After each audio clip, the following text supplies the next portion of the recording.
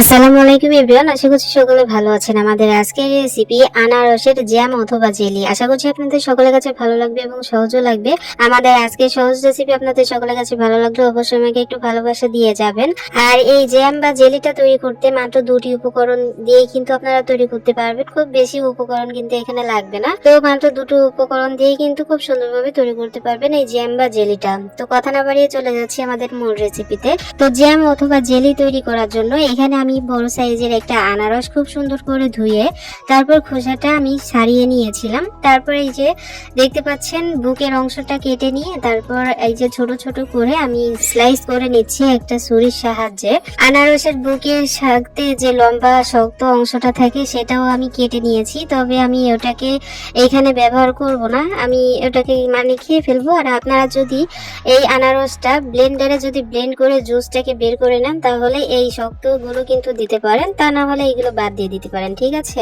তো আমাদের আনারস যখন ভালো মতো স্লাইস করা হয়ে যাবে তখন আমি এখানে একটা স্টিলের গ্লাসের সাহায্যে এরকম একটু ভেঙে নিচ্ছি। ভেঙে ভিতরে যত জুস আছে আমি সবটা বের করে নিব। আপনারা চাইলে ব্লেন্ডারেও কিন্তু ব্লেন্ড করে নিতে পারেন, তবে ব্লেন্ডারের কোনো জিনিস আমার ভালো লাগে না, কোনো জিনিসই টেস্ট লাগে না, এই জন্য আমি ব্লেন্ডারে ব্লেন্ড করি না। তো আপনারা যদি চান ব্লেন্ডারে কিন্তু ব্লেন্ড করে নিতে পারেন, সেক্ষেত্রে এতটা কষ্ট হবে না। আশা করি বুঝতে পেরেছেন। এই যে আমাদের আনারস থেকে যখন ভালো মতো জুসটা বের হয়ে যাবে তখন যে পাত্রে আমি আনারসের জেলিটা তৈরি করব সেই পাত্রটা নিচে রেখে তারপরে একটা স্ট্যান্ডারের মধ্যে আমি এই জুসটাকে বের করে নিচ্ছি। আর এরকম স্ট্যান্ডারের মধ্যে দিয়ে এরকম গ্লাসের সাহায্যে এরকম একটু চেপে চেপে নিলে কিন্তু সম্পূর্ণ জুসটা বের হয়ে যাবে। আর আপনারা যদি ব্লেন্ডও যদি করতে চান আনারসটা, তারপরেও কিন্তু আপনাদের অবশ্যই ছেঁকে নিতে হবে, ঠিক আছে। ছেঁকে তারপরে খুব সুন্দর করে আনারসের পিউরিটাকে বের করে নিতে হবে। তো দেখতে পাচ্ছেন খুব সুন্দরভাবে কিন্তু আমি এই কাজটাকে করে নিচ্ছি, জুসটাকে তৈরি করে নিচ্ছি। আর এই যে আমি যে আনারসটা ভেঙে নেওয়ার পরে যে জুসটা বের হয়েছে, বের করে নেওয়ার পরে এরকম ছেঁকে নেওয়ার পরে যে অংশটা থাকবে সেটা আমি শিলপাটায় বেটে একদম মিহি করে নিয়েছি। এই যে দেখতে পাচ্ছেন আমি অফ ক্যামেরায় করে নিয়েছি এটা। তো আমি শিলপাটায় বেটে নিয়ে তারপরে হাতের সাহায্যে এরকম একটু ছেঁকে নিব।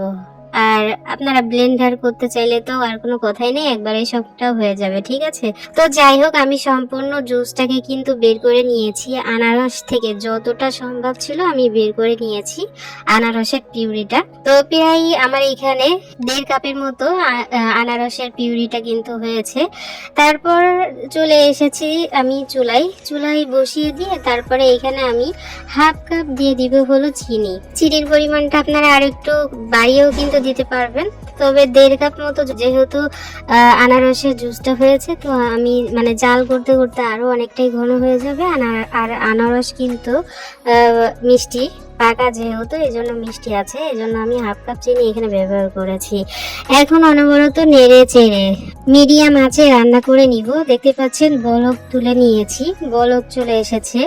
আর এই যে দেখতে পাচ্ছেন যে ভিতরে অনেকে ফেনা ফেনা যুক্ত হয়েছে, হলুদ হলুদ। আপনারা চাইলে এইগুলো তুলে ফেলে দিতে পারেন। তো আমি কিছুটা এখান থেকে চামচ দিয়ে তুলে ফেলে দিচ্ছি, আপনারা চাইলে নাও দিতে পারেন, তবে তুলে ফেলে দিলেই মনে হয় ভালো হবে।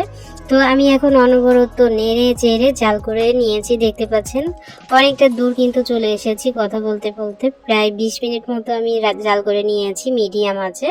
তো দেখতে পাচ্ছেন এই যে আমাদের জ্যাম বা জেলি তৈরি করার জন্য কিন্তু একদম পারফেক্ট ভাবে আমি আনারসের জুসটাকে রান্না করে নিয়েছি, ঠিক আছে।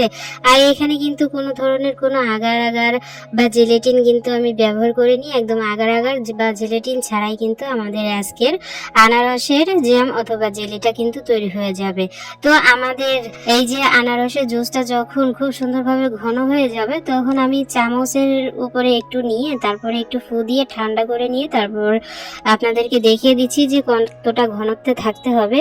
চামচের উপরে এরকম আঙ্গুল দিয়ে একটু দাগ টেনে নিলে দিলে দেখবেন যে এই পাশ ও পাশ দিয়ে লাগছে না, তখনই বুঝতে হবে কিন্তু আমাদের জ্যাম অথবা জেলি তৈরি করার জন্য আনারসের জুসটা একদম পারফেক্ট ভাবে রান্না করা হয়েছে। ঠিক আছে, তো ইতিমধ্যে চুলাটা অফ করে দিয়েছি আর একটা কাচের বয়ম নিয়েছি আমি। আর এই বয়মটা হলো আগে থেকে যে মধু খেয়ে রেখেছিলাম কাচের বয়ম, সেই বয়ম আমি এখানে খুব সুন্দর করে ধুয়ে পরিষ্কার করে নিয়েছি। আর এই একদম গরম অবস্থাতেই কিন্তু আমাদের এই কাচের বয়মে আনারসের জেলিটা তৈরি করার জন্য ঢেলে দিতে হবে একদম গরম অবস্থায়। আর অবশ্যই কাচের বয়মটাকেই ব্যবহার করতে হবে। ঠিক আছে, বয়মে যখন ভরা হয়ে যাবে তখন আমি একদম নর্মাল করে তারপরে নর্মাল ফ্রিজে রেখে দিব, মানে বাইরে নর্মাল করে তারপর নর্মাল ফ্রিজে রেখে দিব। তো সারা রাত রেখেছিলাম আমি। তো আমাদের পারফেক্ট ভাবে জেলিটা কিন্তু তৈরি হয়ে গেছে, আনারসের জেলি দেখতে পাচ্ছেন। আর একটা আনারসে দেখতে পাচ্ছেন যে আমার এই যে বয়ামটা কিন্তু ভরেনি, তো চাইলে আপনারা আরো একটু বেশি করে তৈরি করে নিতে পারেন। অনেক মজার হয়েছিল, অনেক সুন্দর হয়েছিল। আপনারা পাউরুটি অথবা এমনি আটা রুটির সঙ্গেও কিন্তু খেতে পারবেন, অথবা এমনি চাইলেও খেতে পারবেন। ঠিক আছে, ফাইনালি আমাদের আজকের রেসিপি ছিল এতটুকুই। কেমন লাগলো অবশ্যই আমাকে কমেন্টস করে জানিয়ে যাবেন। ভিডিও ভালো লাগলে অবশ্যই বন্ধুদের মাঝে শেয়ার করবেন। সবাই অনেক ভালো থাকবেন, সুস্থ থাকবেন। আমাদের পরবর্তী ভিডিও দেখার আমন্ত্রণ জানিয়ে আজ এখানে বিদায় নিচ্ছি। আল্লাহ হাফেজ।